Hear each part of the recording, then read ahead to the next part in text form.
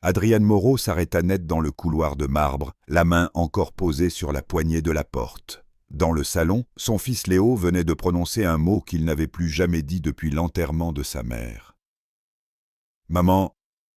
Adrien sentit son cœur se briser.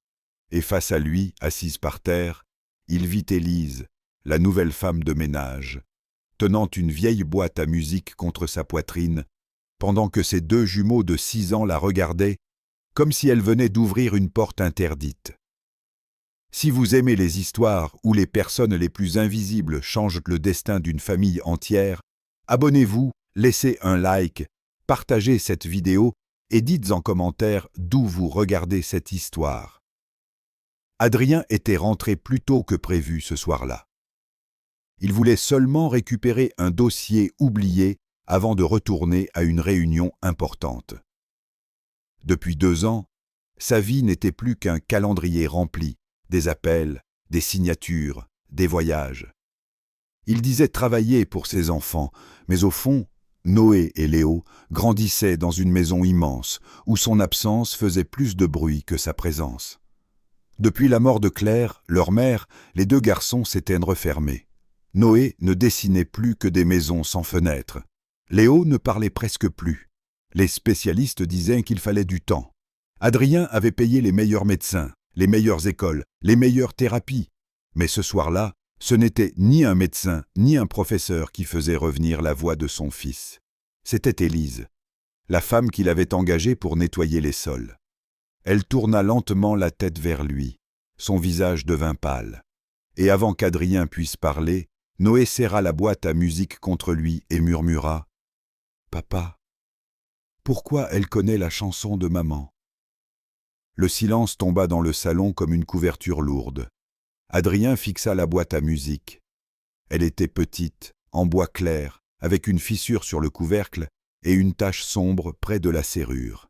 Il la reconnut aussitôt. Claire l'avait gardée sur sa table de nuit pendant des années. Après l'accident, Adrien l'avait rangée dans une armoire fermée à clé, incapable de supporter cette mélodie. « Où avez-vous trouvé ça ?» demanda-t-il d'une voix basse. Élise baissa les yeux. « Dans le placard du fond, monsieur. Celui près de la buanderie.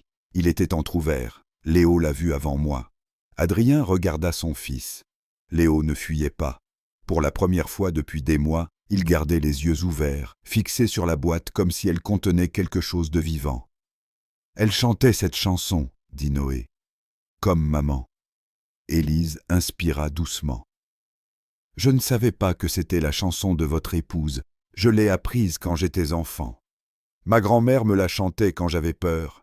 Adrien aurait voulu croire à une coïncidence, mais quelque chose sonnait faux. Pas dans les paroles d'Élise, dans la réaction de ses fils. Noé, d'habitude si fermé, s'était rapproché d'elle. Léo, qui ne supportait plus qu'on le touche, gardait sa petite main posée sur le tissu de son tablier. Comment cette femme, entrée dans leur maison depuis seulement quelques semaines, avait-elle réussi là où lui avait échoué pendant 2 ans? Et surtout, pourquoi Léo avait-il appelé maman en l'entendant chanter? Adrien fit un pas vers eux. Léo recula aussitôt, serrant la boîte contre sa poitrine. Ce mouvement le transperça. Son propre fils avait peur qu'il lui retire le seul objet qui venait de le faire parler. Élise posa doucement une main près de l'enfant, sans le toucher. « Personne ne va te l'enlever, Léo. » Adrien la regarda. Elle n'avait pas demandé sa permission. Elle venait de protéger son fils contre lui. Puis Noé murmura une phrase qui glaça toute la pièce. « Papa, la boîte n'était pas vide. Il y avait une photo cachée dedans. » Adrien sentit un frisson lui remonter le long du dos. « Quelle photo ?» demanda-t-il immédiatement. Noé hésita. Ses petits doigts tremblaient autour de la boîte à musique. Dans le grand salon illuminé par les lustres dorés, le garçon semblait minuscule, comme perdu dans une maison trop grande pour lui. Léo se rapprocha instinctivement d'Élise. Encore ce geste, encore cette confiance donnée à une inconnue plutôt qu'à son propre père. Adrien tenta de ne pas montrer la douleur que cela provoquait en lui. Noé ouvrit lentement le double fond de la boîte. Un petit morceau de papier plié y était caché, jauni, fragile. comme s'il avait attendu des années qu'on le retrouve. Adrien le prit délicatement. Son souffle se coupa. C'était une photo de Claire, mais pas une photo qu'il connaissait. Claire y apparaissait souriante, assise sur un vieux banc en bois, tenant un bébé dans ses bras. Pourtant, ce bébé n'était ni Noé ni Léo. La date inscrite derrière la photo datait d'1 an avant leur naissance. Adrien sentit le sol vaciller sous ses pieds. « C'est impossible !» Élise observa la photo sans parler. Puis elle fronça légèrement les sourcils. « Cette femme, murmura-t-elle, je crois l'avoir déjà vue ailleurs. » Adrien releva brutalement la tête. « Où ça ?»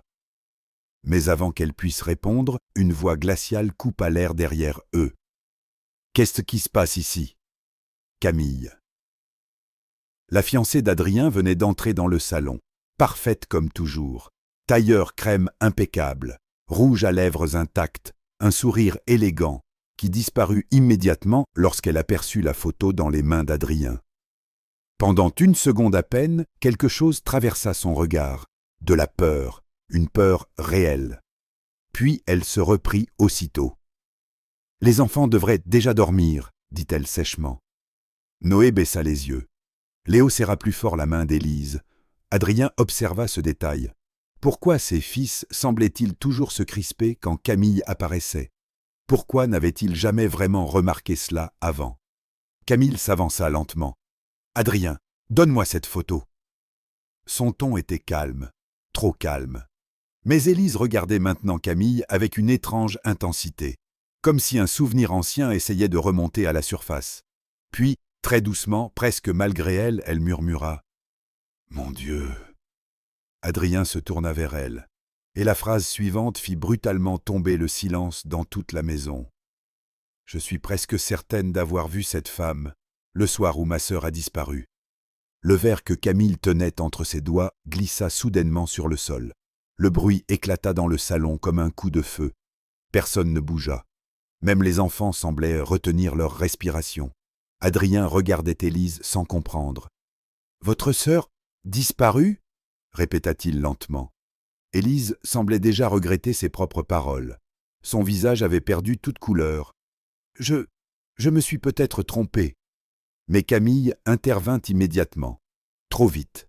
« Oui, vous vous trompez sûrement, » lança-t-elle avec un sourire nerveux. « Cette histoire devient ridicule !» Adrien tourna les yeux vers sa fiancée. Et pour la première fois depuis des mois, quelque chose dans son attitude lui parut étrange. Pas son élégance, pas sa voix, son besoin de contrôler chaque seconde, chaque regard, chaque silence. Camille s'approcha des enfants. Léo recula aussitôt derrière Élise. Ce mouvement fut comme une gifle invisible. Adrien sentit une douleur sourde dans sa poitrine. Depuis combien de temps ses propres fils réagissaient-ils ainsi devant Camille, sans qu'il ne le voie?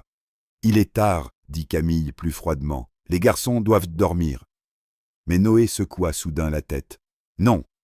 Adrien le regarda, surpris. Son fils évitait toujours les conflits, toujours. Pourtant, ce soir-là, quelque chose avait changé. Noé fixa la photo entre les mains de son père. Maman cachait cette boîte avant de mourir. Le silence revint. Adrien sentit sa gorge se serrer. « Qu'est-ce que tu veux dire ?» Noé hésita. Puis il murmura. « J'ai vu maman pleurer avec cette photo, le soir avant l'accident. » Camille ferma brièvement les yeux, 1 seconde seulement. Mais Adrien le vit, et ce détail minuscule fit naître une question monstrueuse dans son esprit. Claire avait-elle peur avant sa mort? Élise regardait maintenant la photo avec intensité, comme si un puzzle invisible commençait à s'assembler dans sa tête. « Ma sœur s'appelait Juliette, » dit-elle doucement. Elle travaillait autrefois dans une clinique privée à Lyon, pour des familles très riches. Adrien sentit un froid glacial lui traverser l'échine. Camille tenta immédiatement de reprendre le contrôle. « Adrien, ça suffit.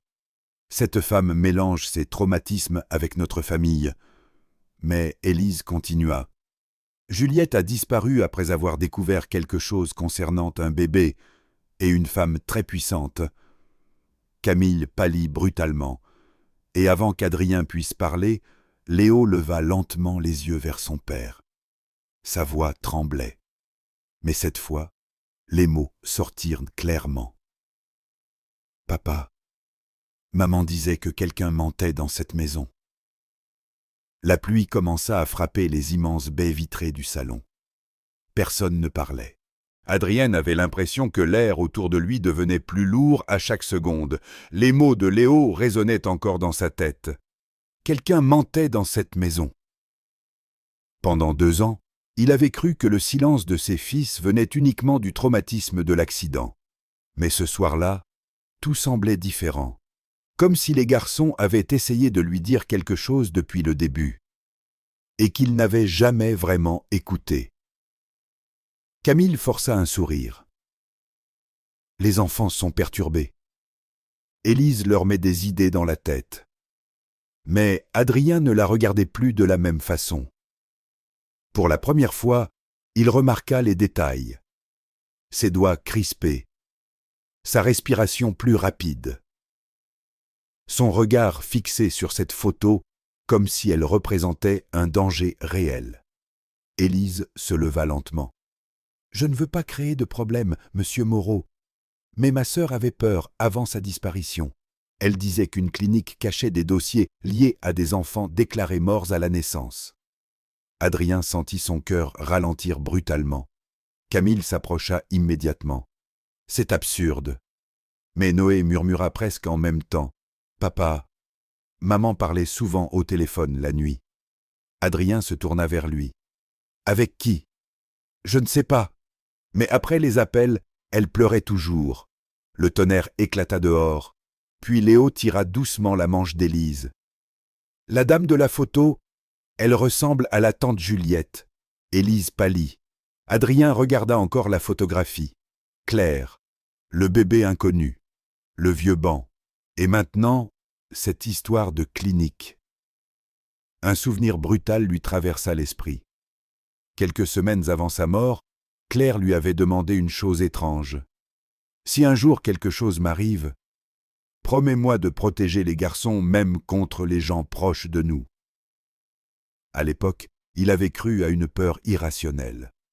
Aujourd'hui, cette phrase prenait une autre couleur. Camille s'approcha brusquement d'Adrien et attrapa son bras.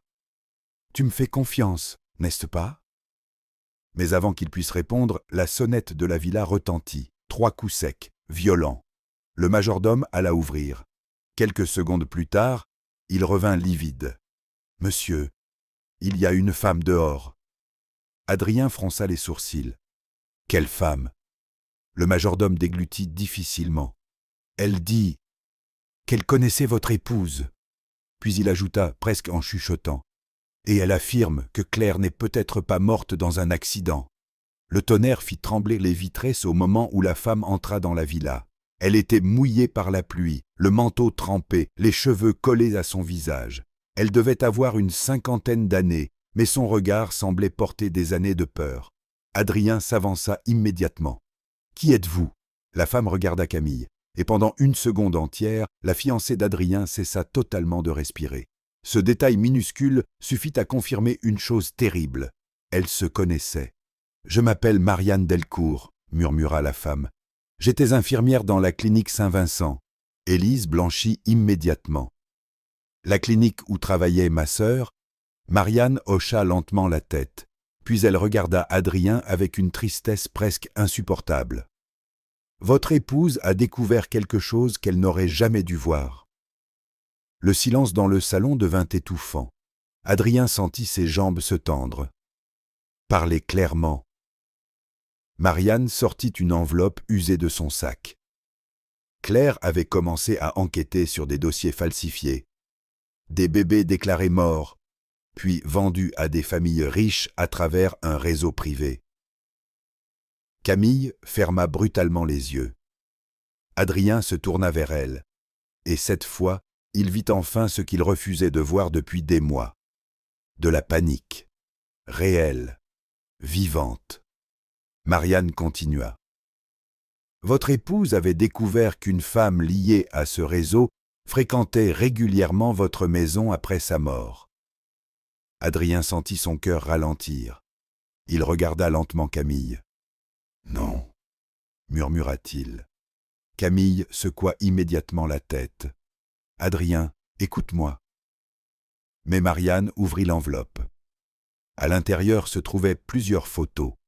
Sur l'une d'elles, Camille apparaissait devant la clinique Saint-Vincent, aux côtés d'un homme recherché depuis des années pour trafic d'enfants. Élise porta une main à sa bouche. Noé serra son petit frère contre lui. Léo commença silencieusement à pleurer. Adrien, lui, ne sentait plus rien, ni ses mains, ni sa respiration. Seulement cette sensation atroce.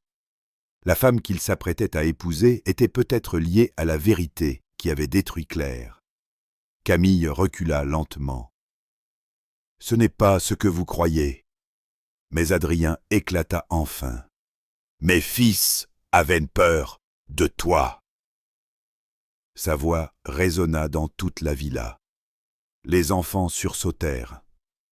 Adrien sentit alors quelque chose se briser définitivement en lui. Toutes ces années, tous ces signes, tous ces silences. Et lui n'avait rien vu. Parce qu'il travaillait, parce qu'il faisait confiance, parce qu'il croyait que l'argent protégeait une famille. Puis Marianne prononça une phrase qui glaça le sang de toute la pièce. Claire avait découvert qu'un enfant lié au réseau se trouvait peut-être encore vivant et caché très près de vous. Et lentement, tous les regards se tournèrent vers Léo. Le monde sembla s'arrêter autour d'Adrien. La pluie battait toujours contre les vitres, mais dans le salon, plus personne ne bougeait. Léo resta immobile près d'Élise, les yeux remplis de peur, tandis que Noé serrait son frère comme s'il voulait le protéger du monde entier. Adrien regardait son fils. Mais soudain, des dizaines de souvenirs revenaient en même temps. Les rendez-vous médicaux étranges après la naissance. Les disputes silencieuses entre Claire et certains médecins. Les nuits où elle restait enfermée dans son bureau. Et cette phrase qu'elle répétait parfois en regardant Léo dormir. « Personne ne pourra jamais me le reprendre. » À l'époque, Adrien n'avait pas compris. Aujourd'hui, tout prenait un sens monstrueux. Marianne s'approcha lentement. Claire croyait que Léo faisait partie des enfants concernés par le réseau. Elle avait découvert des incohérences dans les dossiers de naissance, et quelqu'un n'a voulu l'empêcher de parler. Camille secoua la tête avec désespoir. « Je n'ai jamais voulu faire de mal aux enfants !» Mais Adrien la regardait désormais comme un étranger regarde un monstre qu'il n'avait jamais remarqué dans sa propre maison. « Alors pourquoi avait-il peur de toi ?» demanda-t-il d'une voix brisée. Camille ne répondit pas, parce qu'il n'y avait plus de mensonge possible. Les enfants pleuraient. Élise les prit doucement contre elle, sans bruit, sans violence, comme elle l'avait toujours fait. Et Adrien comprit enfin la vérité la plus douloureuse de toutes. La seule personne qui avait réellement protégé ses fils n'était ni lui, ni les médecins, ni les gens qu'il payait. C'était cette femme invisible qu'il remarquait à peine chaque matin. La femme de ménage.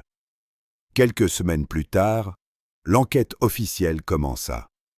Le nom de Camille apparut dans plusieurs dossiers liés à la clinique Saint-Vincent. Marianne témoigna. D'anciens employés parlèrent enfin, et le réseau commença lentement à s'effondrer.